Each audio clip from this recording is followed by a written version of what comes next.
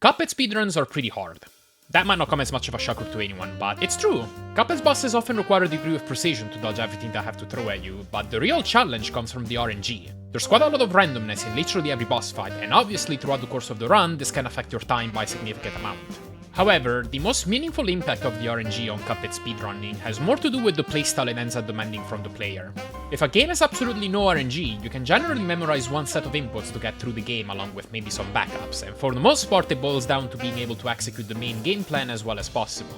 But in a high RNG game like Cuphead, because everything is so random, you cannot go through a run and expect bosses to all do the same thing every time. It's going to force you to learn how to handle multiple potential variations, and sometimes even improvise in the middle of the run. And the complexity that this creates is a big part of what makes Cuphead a difficult game to run. There is quite a lot that could be talked about at length about pretty much every boss, but today I'd like to focus on what's by far the hardest, most complicated, most important, and most infamous boss in all of Cuphead's main speedrunning category, which is 80% 1.1+. I am, of course, talking about the Devil.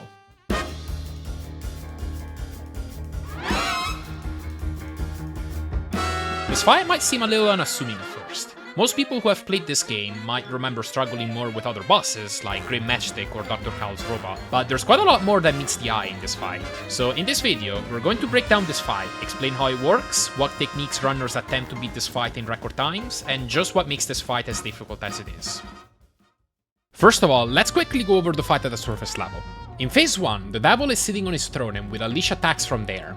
He's only vulnerable on his head, and there's a pretty wide variety of patterns he can choose from. He can clap across the screen and force the player to jump. He can summon a pinwheel of flames. He can summon a ring of flames. He can summon 4 bouncy bubbles. He can turn into a dragon and sweep across the screen. Finally, he can turn into a spider and jump in and out of the screen. Once enough damage has been dealt, the Devil will shed his skin and jump into the underground. Flames close into the screen, forcing the player to follow and begin in phase 2. Here the player will only be able to stand on 5 floating platforms, and the Devil will only be vulnerable on his eyes. Shapes will periodically fall from the sky and force the player to dodge them. The Devil himself will also attack every once in a while, either by merging his eyes and spawning a spinning axe, or by turning to the side and spawning a bomb that, if not parried in time, will explode and cause damage through a large area. In phase 3, the arena will get smaller, removing the 2 platforms at the sides. The Devil will then spawn minions on each side that periodically shoot skulls towards the center. The Devil's eyes will begin going left and right, occasionally closing them while he spawns bats which will eventually swoop down to try and hit the player. Finally, in the 4th and final phase, the arena will further restrict to one single platform in the center. The Devil will simply begin crying while the player fires the last few finishing shots to finish the fight. However, they will have to watch out for the chip falling from the sky, which will force a pretty tight dodge between that and the Devil's tears on the sides. If the player survives this short phase, then that's gonna be the end of the fight, which will also mark the end of an 80% run. So of course now, the question is, how do people speedrun this fight? Well, buckle up, because there's genuinely a lot to unpack. Let's of course start from phase 1. At a basic level, the objective for this phase is to spend as little time as possible inside it, because the damage we can deal in this part of the fight is lower than what we can deal later on. To understand why, we have to talk a little bit about the weapons that we actually use in this run. The standard meta is to use Spread and Lobber. Spread is the weapon that deals the highest damage per second in the game, shooting 5 bullets every 9 frames, but it has the drawback of having a fairly short range. Lobber complements Spread very well, offering a higher range and the ability to set up damage traps for any boss that may spawn or walk into it, thanks to its ability to bounce on the ground and linger on screen for a long time. Its damage per second, which I will now shorten to DPS for the rest of this video because that's a mouthful, is about 20% lower than that of Spread. However, it will class it in situations where not all 5 of its bullets can be hit. And if we look at the Devil's phase 1, that is exactly the issue that we run into here. Since his hitbox is only on his head, we have to repeatedly jump to be able to deal decent damage, but we still can't constantly hit all 5 of our bullets during the time we land and take off from our jumps. There's 2 possible approaches for this. Either we simply accept the missed bullets, or we repeatedly swap to Lobber when lower to the floor and let out 1 Lobber bullet per jump, which is a more difficult approach that increases damage a little bit. Even with this, however, we are still looking at a situation where our total DPS is lower than it is later in the fight, where it's possible to hit full spread damage most of the time, so we want to spend less time in phase 1 and more time in the later phases. And since the Devil will generally finish his attacks before actually getting to a new phase, our hope is to get a combination of attacks that is just barely long enough to allow us to get to phase 2, so that we minimize the time spent in phase 1. Generally speaking, we also ideally don't want to get the dreaded spider attack. This move has quite a bit of an infamy among speedrunners, and for pretty good reasons. As a reminder, when the devil performs this move, its head turns into the spider, and it will hop in and out of the screen. We can hit the spider to deal damage to the devil, but due to the way it appears on screen, it forces us to prepare lobber traps in the locations we think it'll land. The problem is, the locations it chooses are sort of random, and so is the amount of hops it'll do before returning to the devil's body, which is a number between 3 and 5. This makes it a really difficult attack to play around, and usually results in a ton of missed damage. So how does the devil choose his attacks? Are they completely random? Not entirely. The way attacks are selected is through a method that is very common throughout this game, and it's through this list. The devil will actually just follow this list of attacks in linear order, and what's random is the starting point within this list. In other words, when we start the fight, whichever of the 7 attacks we get is entirely random, but from there, the next attack that will be chosen is just the next one in the list, making options actually fairly limited. We also have to spend a moment talking about what these attacks actually mean. Clap is fairly self-explanatory, being just the devil's clap attack. Pitchfork refers to any of his attacks involving his trident, those being the pinwheel, the ring of flames, and the bouncy bubbles. Which one of these 3 attacks we get is pretty much chosen at random, with the odds of bubbles being slightly higher at a 4 in 10 odds compared to the other 2 attacks having 3 in 10 odds, at least on regular mode. The bubbles attack is also a little longer than the other 2, and it even has a bit of variance where there's 11 possible positions and angles they'll bounce off to, with 7 of these being classified as standard speed, 3 being 1.5 seconds slower and being classified as slower speed, and 1 being an additional 1.5 seconds slower and being classified as slowest speed. Finally, the head attack is a random choice between the spider and the dragon. This is a pure coin flip, with the odds of each being 50%, and as we established earlier, it is much preferable to get the dragon here, since it's a much more predictable attack that can also be hit with constant spread damage. Most phase 1s last long enough to trigger one of these head attacks, so this 50-50 is one that most attempts at the devil have to contend with, making this a fairly crucial moment in most runs that make it to this boss. And it really is very important for this coin flip to be favorable, because there's another reason why the dragon attack allows us to deal much more damage than the spider. To understand the reason, we have to talk about a very important property I haven't mentioned yet about the lubber, and it has to do with its CX move. This is a special move that we can perform by consuming a card in our super meter, which is a sort of mana meter that we can increase by hitting enemies or by parrying a pink object. The lubber's EX move is an explosive projectile that bursts once it hits any piece of collision and deals high damage to anything inside of its explosion radius. To give some numbers, this EX move deals 28 HP of damage, so compared to the spread's 41.3 HP of DPS, the ZX on its own can save close to 0.7 seconds per usage, even in situations where we can hit full spread damage. What's really notable about it is that in Cuphead versions 1.1 and below, when this EX hits any floor, it mistakenly explodes twice, effectively creating 2 explosions upon bursting and dealing double damage to anything within its range, saving double the time. This bug is a very big reason for why this category is run on version 1.1 and not any of the newer versions of Cuphead. But that's not all. When aimed in between an enemy and a floor, then there's a 50% chance it could generate 3 explosions, 1 off the enemy and 2 off the floor, dealing triple damage. The other 50% of the time, it will generate 2 explosions off the floor, and unfortunately, which result we end up getting is entirely random and dependent on Unity, the game engine that Cuphead was made with. If you want to hear more details on this topic and why all of this happens, I've actually made a video all about the lubber and its intricacies that you can go watch. But all of this is to say, the lubber EX can be a very powerful move when aimed towards the floor rather than directly towards an enemy, and if we have opportunities to do so, we want to do that. This is actually even further enhanced in the Devil's fight, and I'm afraid to have to add another layer to an already pretty complicated set of mechanics, but let's enable a hitbox viewer. At first glance, it might not look like there's anything out of place here, but if we take a closer look at the floor, we might notice that some parts of it are just a little thicker than the rest. And that is because the ground in this part of the fight is actually made up of 3 separate floor collisions in order to make it easier to create a hole in the ground when the fight transitions to phase 2. What this means is that there's 2 spots in this room where a lubber EX will hit 2 floors at the same time, and since the game will happily process both of them, we will effectively have our giant purple ball explode twice, giving us an insane quadruple damage. So, back to our head attack. During most of phase 1, the devil's hitbox is too high up and cannot be hit by the explosion of a lubber EX aimed towards the floor. However, when he does the dragon attack, then he will end up very low to the ground, and we can deal a lot of damage with our lubber EXs, making it a very favorable attack. This is possible with the spider too, however, since this attack is a lot more unpredictable thanks to the random landing locations and because he doesn't stay to the ground for very long at all, it's a lot harder to hit these lubber EXs on the spider, making it less likely to get a ton of damage off compared to the dragon, which is a much more predictable attack that provides ample opportunities to get them off. The dragon additionally makes it a bit easier to hit the EX in between its hitbox and the floor, which remember has a 50% chance of giving us extra damage. We're hitting our moves on the floor that already gives us quadruple damage, and with the extra explosion generated off of the boss's hitbox, we can get an even more insane quintuple damage. I swear I'm not making this stuff up. So yeah, the dragon is a more desirable attack. However, we also have to note that not all dragons are equal in quality. Remember that in order to deal these insane amounts of damage with the Lob Reacts, we have to expend a card in our super meter, and to build that meter, we need to hit the devil over and over. What this means is that if we get an immediate dragon attack at the start of the fight, we will not have enough time to build our super meter much, and we will only be able to get a single EX move off. The ideal scenario is actually one where we get a few initial attacks, meaning claps and pitchforks, to give us time to build our super meter, then get a dragon attack and unleash our Lob Reacts. This results in us spending a little longer in phase 1, but the extra damage we can get from these EX moves is well worth it. For reasons that I will explain later, we actually don't want to get too late of a dragon, or we will run into other issues, but suffice it to say, the main things that we want to see in phase 1 is to get dragon instead of spider out of the coin flip on the head attacks, and ideally we want this dragon to come after 1 or 2 attacks so that we can unleash a bunch of EX moves.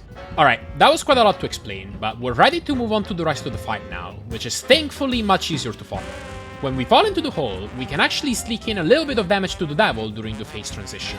That is because his hitbox for phase 2 is stored out of bounds below the phase 1 arena, and so when we're falling down, we will briefly intersect it and we can hit it with our weapons briefly. We can only damage him when we're right on top of his hitbox, because most projectiles we shoot will despawn after 1 frame of being out of bounds, so while we can shoot multiple lobbers down from a distance, we can still hit a little bit of spread and even a quick lobber bullet after we falling a little bit and are overlapped right on top of his hitbox.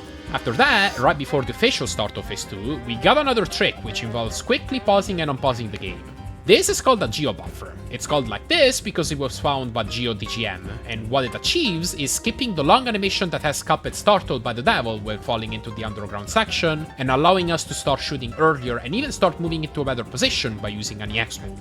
We use a Lob React, which is perfectly positioned to hit for either double or triple damage, and then move towards the center. Once again, we can damage the devil by hitting his eyes. If we're lucky enough, he will spawn a bomb instead of an axe, which allows us to parry it and get an extra card on our super meter for free. By default, these platforms here are too low, and aiming a Lob React onto them will miss the devil entirely. However, they occasionally will move farther up into the screen, and when they do, we can in fact deal double or triple damage, which we can attempt if the opportunity presents itself.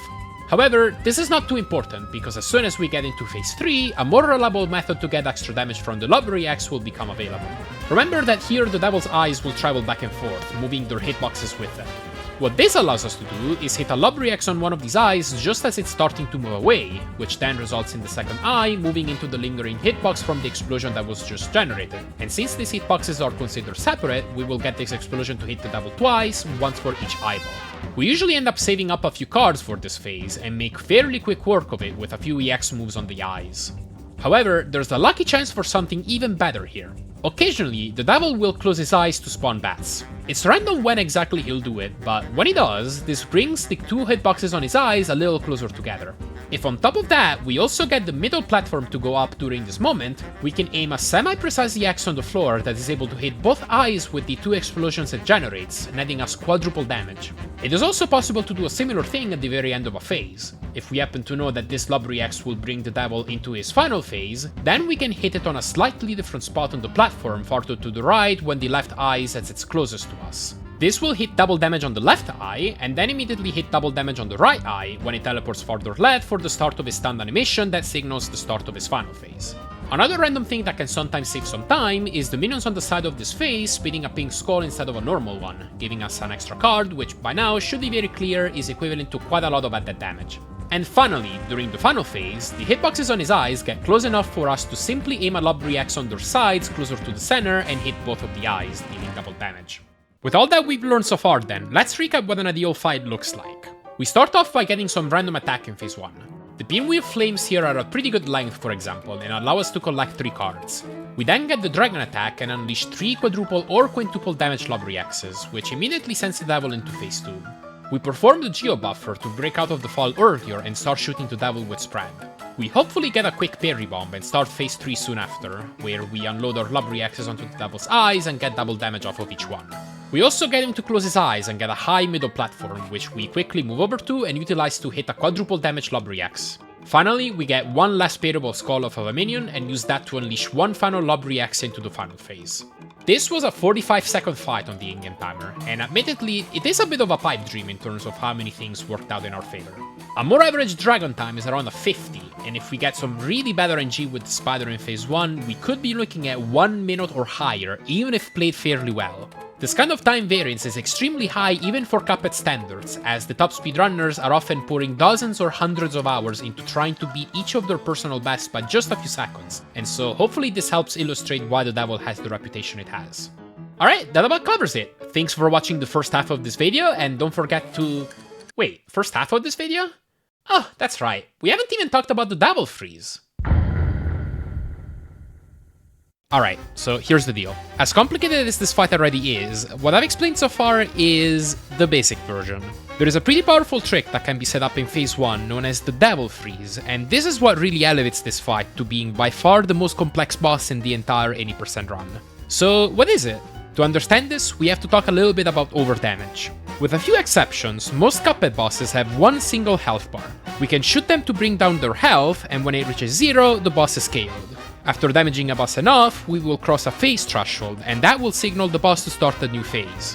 When that occurs, most bosses in this game will first finish whatever attack animation they're in the middle of before actually initiating the sequence that gets them to that next phase. So what happens to all the damage we deal during the time when we've dealt the damage we need for the new phase but are waiting for the boss attack to finish? A minority of bosses, like Gribby and Croaks, will immediately gain invincibility and won't allow us to damage any further until the boss has officially ended their attack and entered the new phase. Most bosses, however, will just allow us to continue dealing damage to them, and that's the case for the devil as well.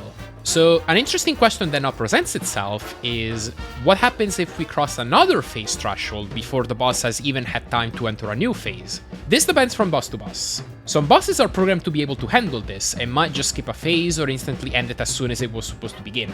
Some other bosses, however, will react in weirder ways. For example, when this is done on Beppy the Clown's phase 1, this will result in the famous Beppy glitch, which will get him stuck in phase 2 and allow us to just pelt him down until his health drops to 0, skipping a ton of lengthy phase transitions where we can't damage him.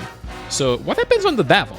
When we clear the phase 3 threshold during phase 1, this actually results in a soft lock. The devil will jump into the hole to get into the underground section, but when we try to follow him, nothing will happen. The fight will never progress, forcing us to retry. However, remember that at the start of phase 2, there's a trick that allows us to start moving early and damage the devil during the final descent into the underground arena, which is the Geo Buffer. Watch what happens if we do this trick and then clear the phase 3 threshold with the X move we use after unpausing the game. This completely breaks the rest of the fight, making the devil completely stop attacking. This time we can actually hit the devil, so we can finish the fight from here, though the music is completely gone, creating an oddly eerie atmosphere.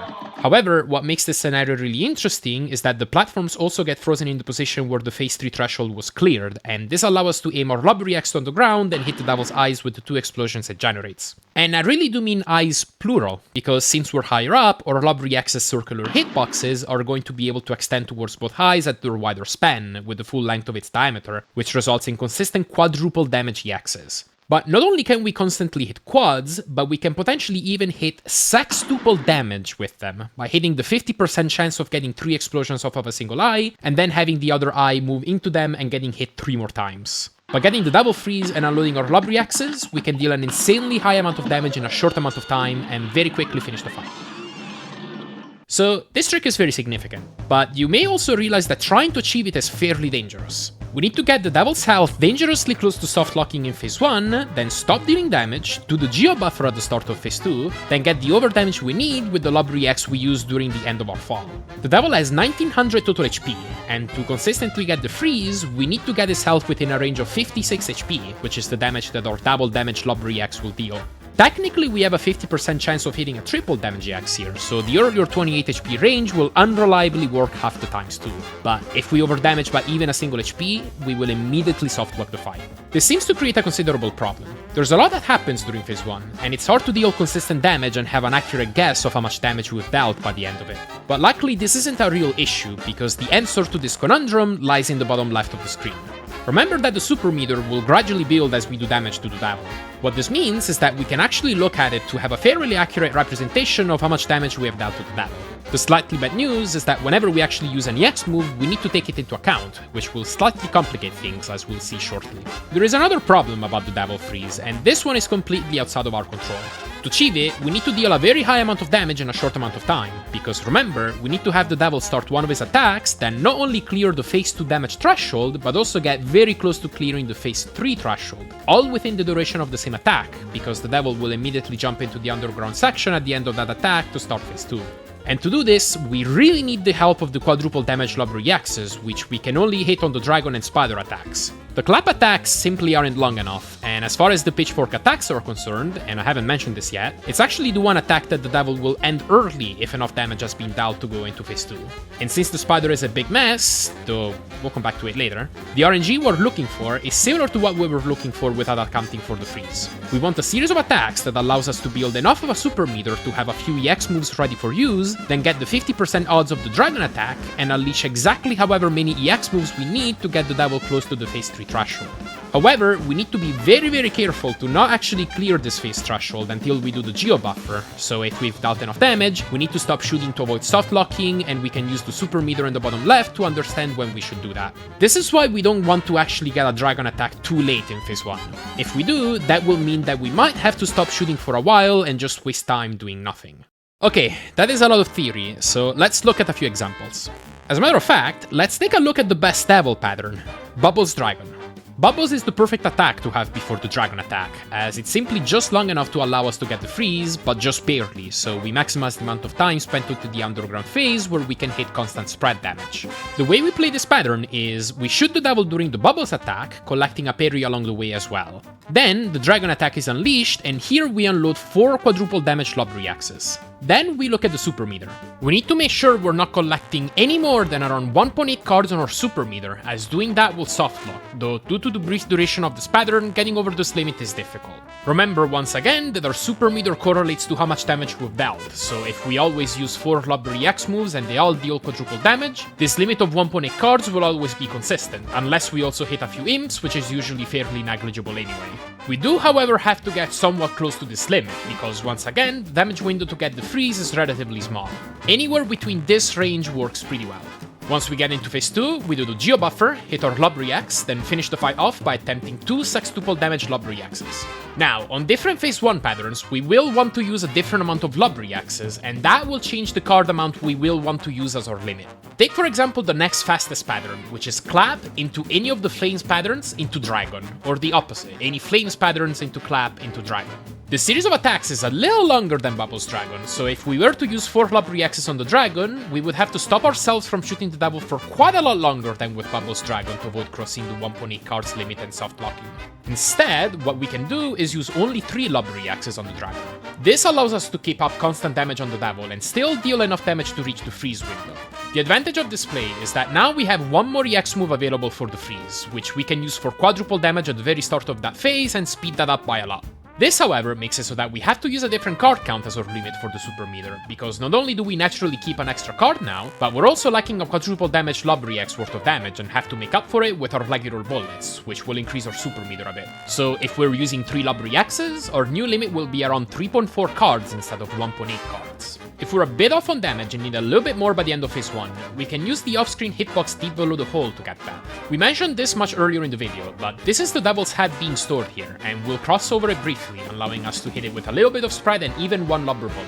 As a matter of fact, if we're very off on damage and need a lot more, we can even use a spread EX when crossing over this hitbox. This means we won't have it available for our quadruple damage Lob Reacts after freezing the devil, but if it can save us from getting the freeze in the first place in a situation where we otherwise wouldn't get it by not having dealt enough damage, it is worth it.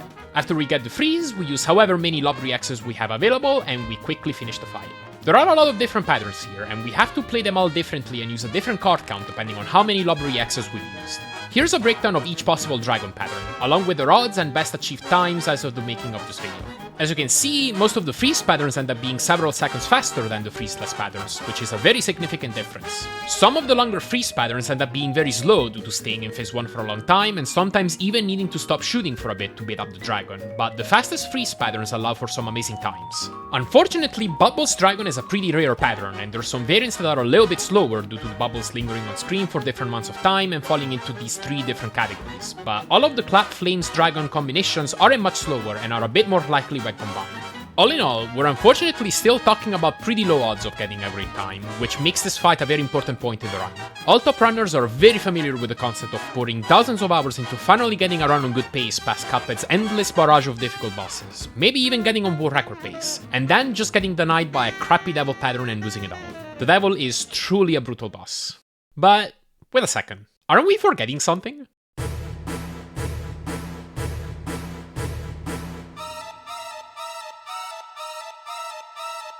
So, here's the thing. Since these odds are so terrible, we really want to do everything we can to get a good time on other patterns. That is really what separates a good Cuphead speedrunner from a great one. This game has so much RNG that it is simply impossible to get the best possible luck on every single boss. So, anyone who is capable of being on the receiving end of bad RNG and still get the best time they can with that, no matter how difficult that is going to ultimately get much better runs than someone who is more reliant on that good RNG to get a good time on a boss. With that being said, this entire time we've been ignoring an entire half of the fight, which is any pattern that ultimately gets the spider instead of the dragon. This attack is fairly unpredictable and leads to a lot of missed damage, because we need to rely on the spider landing on our lubber traps while it's out of the screen, and they might completely miss because he might land somewhere else. But this attack isn't as unpredictable as it looks, and if we want to maximize our chances of closing out a good run, we must try and make as much sense as we can out of it. So, after having put it aside for all this time, we need to finally plunge into the darkness and examine the mess that is the spider. When the spider is unleashed, he will hop in and out of the screen a few times, then return back to the throne. There are 3 random components to the spider: how many times it will bounce on screen, the amount of time it will stay off screen before starting a hop, and the locations in which he'll land. The amount of hops is a simple one to analyze, as this number is simply chosen between 3 and 5, with equal odds of either 3, 4, or 5. Of course, a smaller amount of hops will mean that this attack will last a shorter amount of time than with a higher amount of hops. The hop delay is just a time between 0.3 and 0.7 seconds. This affects how much of a lubber trap we can set up before the spider will land, so this means that some spider attacks will allow for slightly more damage than others. There isn't too much to analyze here either, aside from one complication that we'll cover later on. Finally, the landing locations is by far our most complicated factor to analyze here. To the naked eye, these would seem completely random and impossible to predict. But what's interesting is that if we take a closer look, they actually work similarly to the overall devil patterns, where the spider has a predetermined list of landing locations that are followed in order, and the only random element being the starting point in this list. The only problem is, there's quite a lot of locations in this list. How many? 20. Here they are.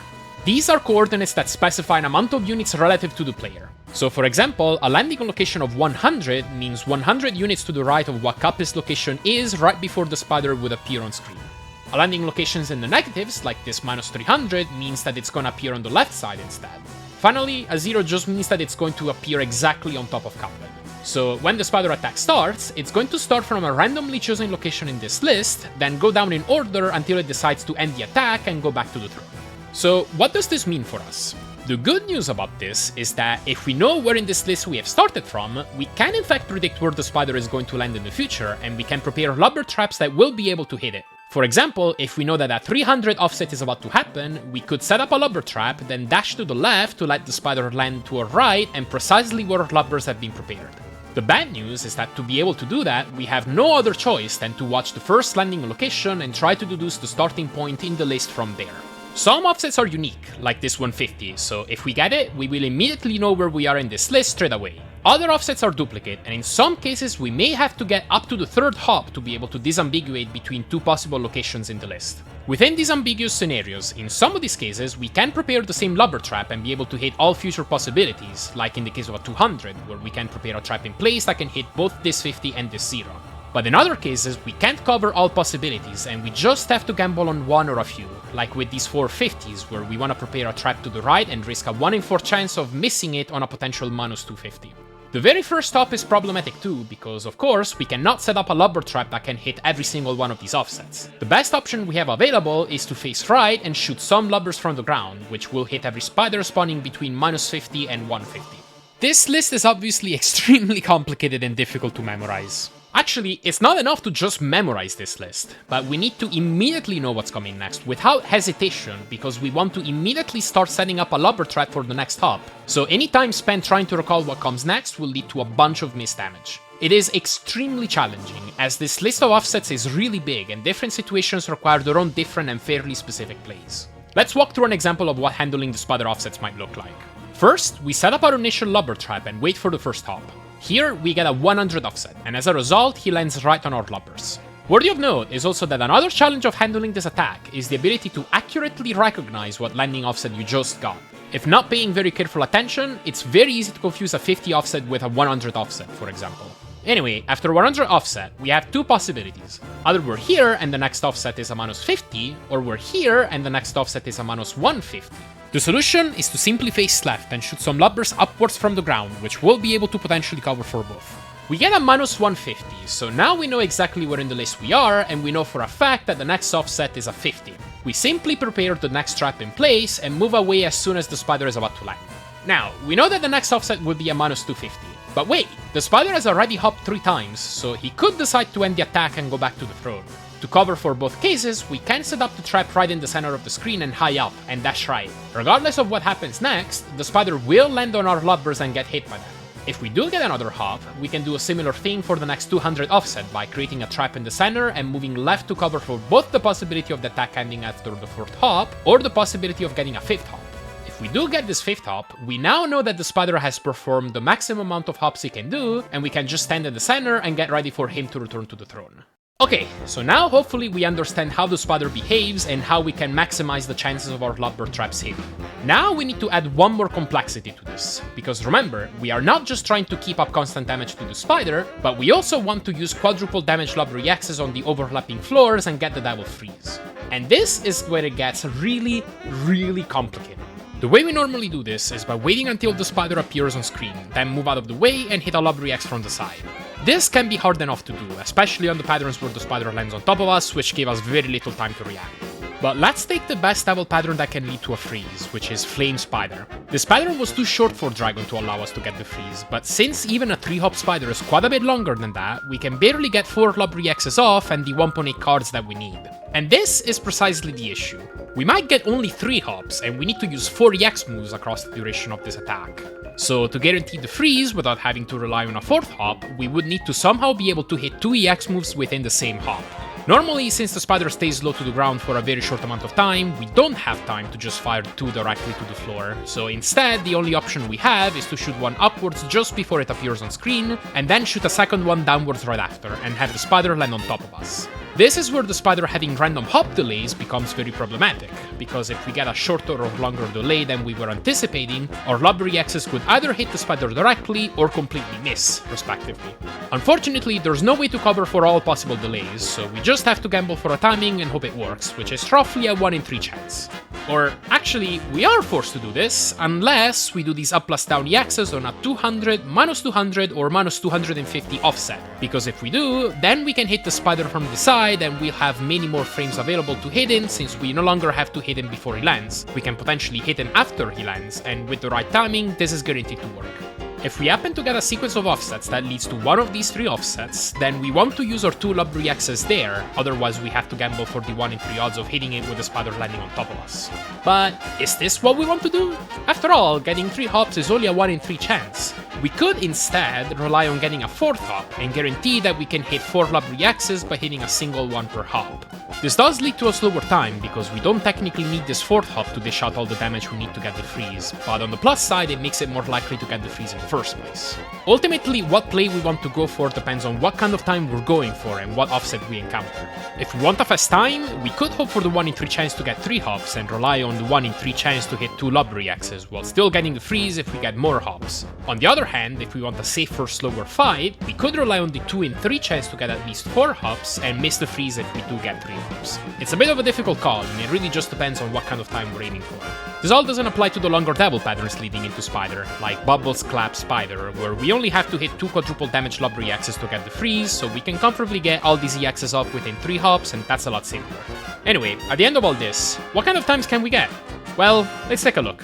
All the freeze times you see on screen assume a 3-hop Spider, while an extra Spider hop loses around 1.5 seconds. If lucky enough and well played, these times are actually very close to the Dragon times, so in theory, the potential is not bad at all. However, that's a pretty big if, because as we saw, this attack really is difficult and complicated to play around, and occasionally requires taking a few gambles that are being left out for simplicity. Assume that in reality the odds of getting these times on these patterns are much lower, due to having to take the up plus down 1 in 3 gamble on some patterns to get the freeze in 3 hops, and due to often getting more than 3 hops, which will lose a bit of time. The Spider truly is a difficult and chaotic attack, but beyond its theoretic surface, there is a little bit of order in the chaos, and if mastered, it can actually allow for some very good times sometimes, and it can feel very rewarding to execute correctly. Let's go! What? So, there we go. We have finally analyzed every single aspect about this fight. We have gone over all its phases, we have looked at the Devil Freeze, and we have even looked at the complexity of the Spider. I think the Devil symbolizes the entire Cuphead run pretty well. It is a brutal fight, and the RNG can screw over a lot of runs, but that very same RNG also makes for a very dynamic and very interesting fight with a lot of complexity attached, and it makes for a very high skill ceiling, where there's a lot of room for a runner to learn new things about how to handle certain patterns more effectively and maximize their chances to close out a good run.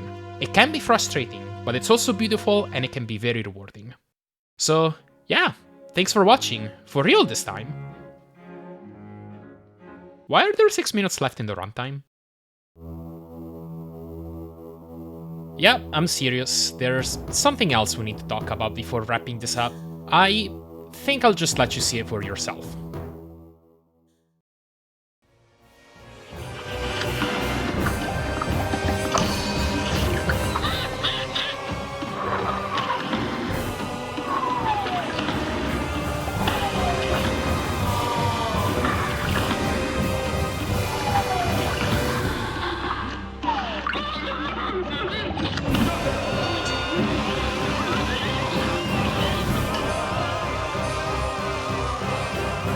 This is Spider's Kiss, and what it is killing the devil fully within phase 1. It is an absurd trick that uses a 5-hop spider's usually undesirable length against it. It was originally found in Cuphead's Legacy 1.0 version, where we have access to the insanely powerful weapon swap glitch to basically dish out double damage, as well as to an off-screen hitbox that can be hit on the left, and it was coined the Devil's Kiss, in turn giving a nod to a different insanely difficult trick in Chef Saltbaker's fight, which was originally called Chef's Kiss. Later, thanks to the work of Sublime and Grandios, it was found that this was possible on the Spider attack and on version 1.1, thanks to how absurdly long this attack can last. So, how does it work? Well, in theory it is pretty simple. First, we need a series of very long attacks leading up to the Spider, and for this we either need Clap Bubbles Clap, Slowest Bubbles Clap, or at most, Clap Flames Clap. Then, we absolutely need a 5-hop Spider, which again is the most amount of hops the Spider can give us. We need to have the Spider land on pretty much all our lubber traps, and on top of that, we need to hit 6 lubber EXs during these 5 hops. To do this, we either need to gamble for an up plus down pair of EXs with the Spider landing on top of us, which once again has roughly a 1 in 3 chance of hitting, or we need to hit this up plus down on a 200, minus 200, or minus 250 landing offset if it happens to be present within our 5 hops, which only happens in 6 out of 20 offsets in a way that we can predict. If we actually get 5 hops, hit most of our lubbers, hit all 6 of our lubber EXs, and generally keep good damage throughout the entire fight, we can barely deplete the devil's health bar before he can jump into the hole and soft lock us. This is really hard to actually do. Not only do we need to keep up good damage and are allowed very few mistakes, but the pattern we even need to pull this off is incredibly rare. How rare? Well, the odds of getting any of the 3 general patterns that allow for Spider's Kiss are 57 in 385, a little rarer than a 1 in 7. Then we need to get the Spider, which is a 1 in 2. This Spider needs to hop 5 times, which is another 1 in 3. Finally, we either need to land into one of the 6 starting offsets out of 20 that contain a 200, minus 200, or minus 250 in a way that we can predict, or one of the other 4 starting offsets that allows us to hit all our lubber traps as they don't contain any unpredictable faraway offsets within our 5 hops, and then gamble for the 1 in 3 chance to hit the up plus down EXs with the Spider falling on top of us. Technically we can get the trick on other offsets as well, but it's so absurdly difficult and also requires getting very lucky with long hop delays to allow us to hit more lobbers with our traps, so for simplicity we will ignore this and call the offset luck an 11 in 30 chance, roughly a 1 in 3. If we combine all these odds together, we get a whopping 19 in 2100 chance, or around 0.9%. So that's pretty unlikely. But it's time to answer the question I'm sure is on everyone's mind. How much time does it save? As a reminder, these are some of the best times you can get with the Devil Freeze. And here's the times you can get with Spider's Kiss. Well, they're not bad, but they're not exactly groundbreaking. They're comparable to the best freeze times, really. Which I think is a good thing, considering how rare the luck required even is. If this trick was required to get on a good run, then this would mean having to go through over 100 runs to the devil on average to finally get just one attempt that could be beat, and that would be an insane experience and probably make this run pretty unfun. But it is pretty funny that this trick is very rare and very difficult, and it doesn't even provide that good of a time.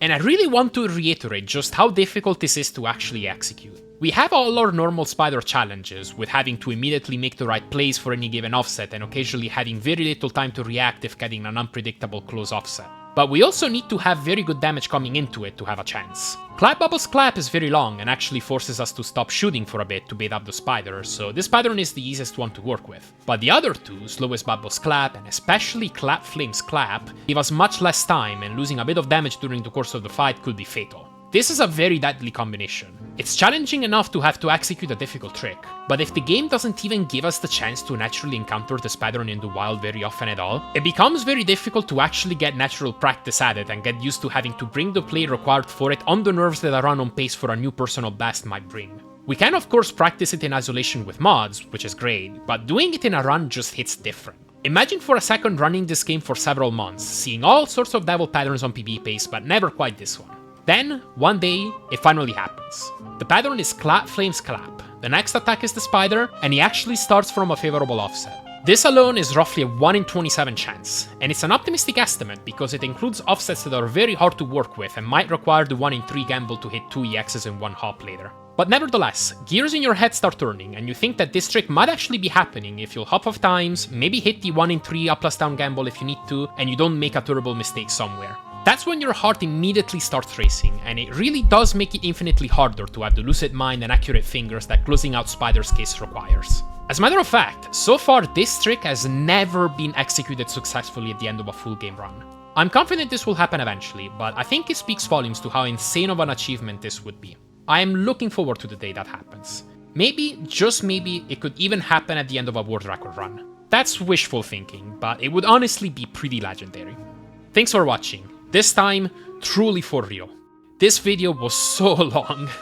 If you'd like to see more videos like this, feel free to subscribe to the channel as well as to my second channel where I post all my speedruns. Take care!